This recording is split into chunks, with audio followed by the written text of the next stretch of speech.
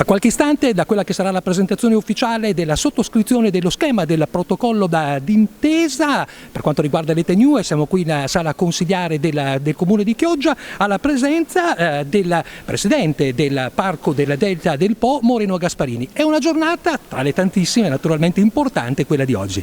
Assolutamente sì, perché per tutta quest'area, oltre al perimetro del Delta del Po, credo che sia, ma lo pensano tutti i nostri cittadini di Chioggia e del Delta del Po, sia una giornata importante sotto il punto di vista di visibilità.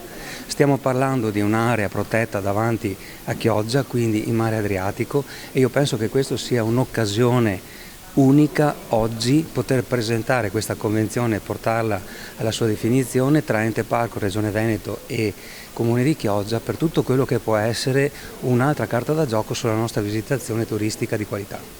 Senta Presidente, chi non ha ancora visitato, e sono tante naturalmente fortunatamente le persone, l'ETNU dice che si tratta di un gioiello incredibile. Assolutamente sì, è stato sempre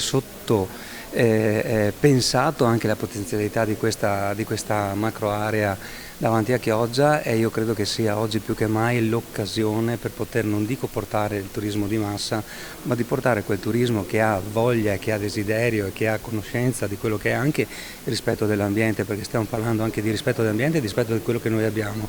Lo dobbiamo utilizzare sotto il punto di vista anche di, chiamiamolo, turismo sostenibile su tutti i punti di vista. Anche se siamo quasi oramai al termine di gennaio, cosa si aspetta per l'ETNU in questo 2023?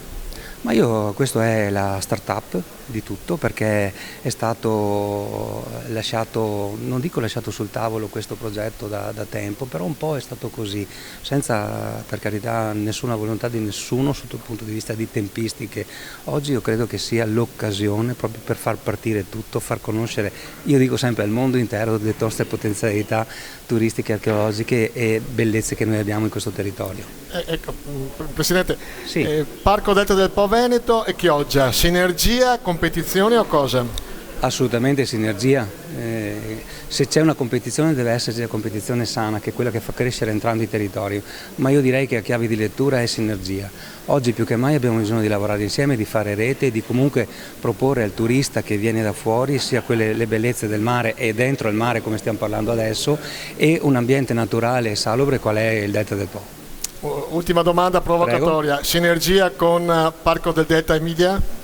Ma assolutamente sì, ci siamo già seduti al tavolo per poter fare, vedi il discorso del PNRR che tra virgolette, ci fa camminare insieme per quello che è la ristrutturazione delle piste ciclabili, di tutti quelli che sono gli hub per poter portare e rendere dinamico questo territorio a largo raggio.